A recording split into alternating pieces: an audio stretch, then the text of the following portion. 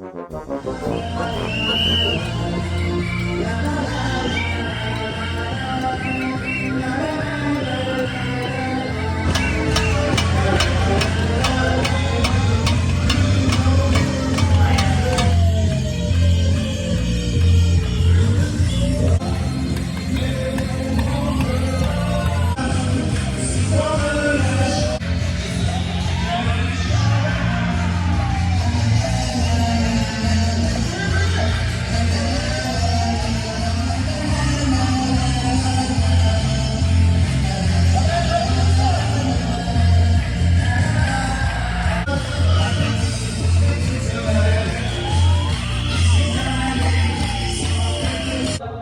de 400 km de bouchons cumulés autour de Paris.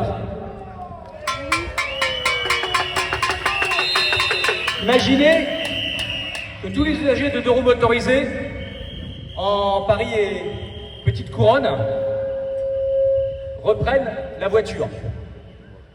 Parce que non seulement il y a 400 km de bouchons cumulés autour de Paris, mais en plus Madame Pécresse vient de demander à la RATP de remettre en place les transports, la fréquence de transport, comme avant le Covid. C'est-à-dire qu'il y a un manque cruel de transport autour de Paris. Et donc, ils sont déjà complètement saturés. Si nous, usagers de roues motorisées, reprenions les transports en commun ou la voiture, les 400 km cumulés de bouchons, ils seraient bien plus importants et ça saturerait encore plus les transports en commun. Puisqu'on estime à environ 300 000 usagers de roues motorisées qui circulent dans Paris et Petite Couronne. Donc voilà, on est là aussi pour expliquer à Madame Hidalgo que le deux roues motorisées, oui, qu'elle le veuille ou non, c'est une solution. C'est une solution, parce qu'aujourd'hui, Paris est saturé. Voilà. Et puis quand on nous parle de pollution, on va redonner un peu les mêmes chiffres, hein, vous avez l'habitude.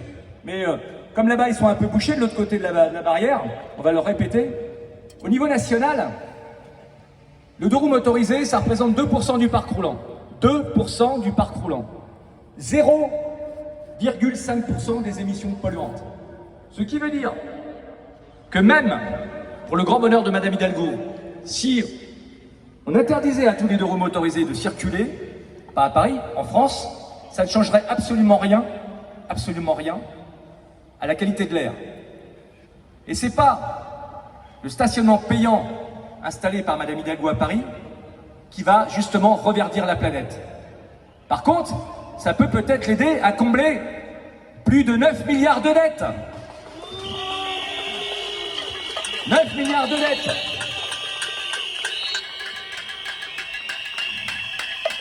À subventionner des assauts de soi-disant mobilité douce, ou alors à donner en cadeau des marchés publics à des associations qui prônent le vélo, et surtout à des gens qui sont présidents d'associations, qui ensuite montent des boîtes pour pouvoir mettre en place des pistes cyclables, et qui ont décroché un marché public de plusieurs millions d'euros à la mairie de Paris quand même. Donc bien évidemment, nous n'allons pas manquer d'interpeller l'association Anticor là-dessus. Vous savez, les gens qui luttent contre la corruption.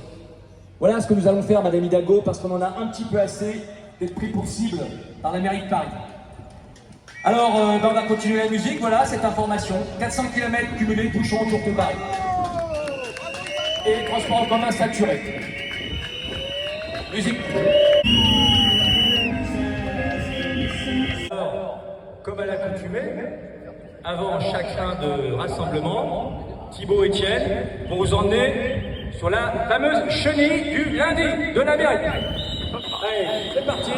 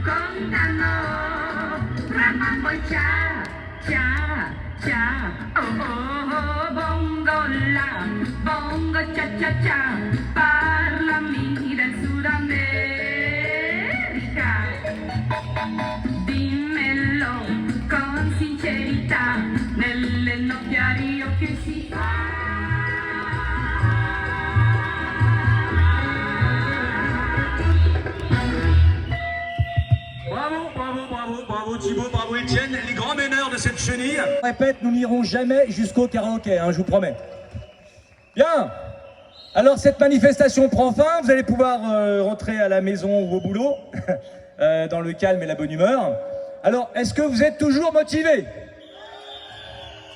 Parce que je vous rappelle que tant que vous serez là, on sera là. Donc rendez-vous à nouveau lundi prochain.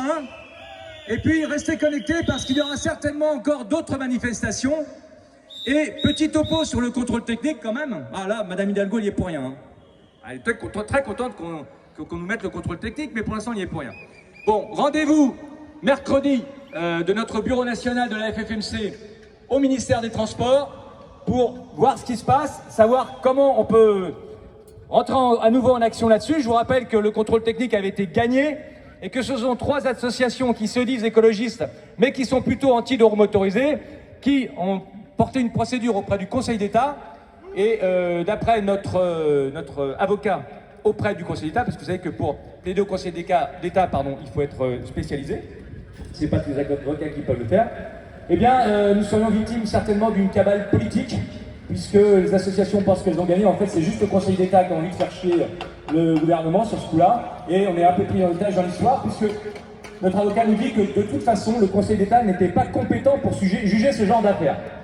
Donc, nous travaillons également avec un député qui s'appelle Monsieur Sacha Houlier, qui est motard, et qui justement, voilà, comme quoi il y a quelques élus politiques qui sont avec nous. Je vous rappelle qu'on ne fait pas politique, on se fout du bord de politique de la personne. La FFMC est une fédération apolitique. En tout cas, on fait toujours de la politique quand on va voir des élus pour discuter avec eux, mais nous ne faisons pas de politique de parti. Et donc ce député nous aide beaucoup depuis pas mal de temps sur le contrôle technique, puisqu'il est lui-même aussi motard et qu'il connaît les problématiques. Voilà. Donc après mercredi, on aura des nouvelles. Et soyez bien certains qu'évidemment, on ne va pas lâcher l'affaire. Donc M. Houlier, lui, va justement interpeller la Commission européenne, puisque c'est elle, en réalité, qui aurait dû dire si elle était d'accord ou pas par rapport à nos alternatives. Rendez-vous compte quand même que le Conseil d'État a apporté un jugement sur une feuille blanche. C'est-à-dire qu'il dit qu'il faut un contrôle technique pour les bureaux motorisés en France, mais il ne sait pas ce qu'il y a dedans. Nous non plus d'ailleurs, puisqu'il n'existe pas. Donc on ne sait pas ce qu'il y a dans le contrôle technique, et le Conseil d'État dit qu'il faut le contrôle technique, sans savoir ce qu'il y a dedans, sans savoir s'il est utile ou pas. Donc c'est quand même assez hallucinant. Voilà. Bien, restez connectés, on vous donne des infos sur les sites de la FFMC au national ou la FFMC Paris. Et à lundi et à très bientôt aussi pour d'autres manifs. Et merci pour votre mobilisation.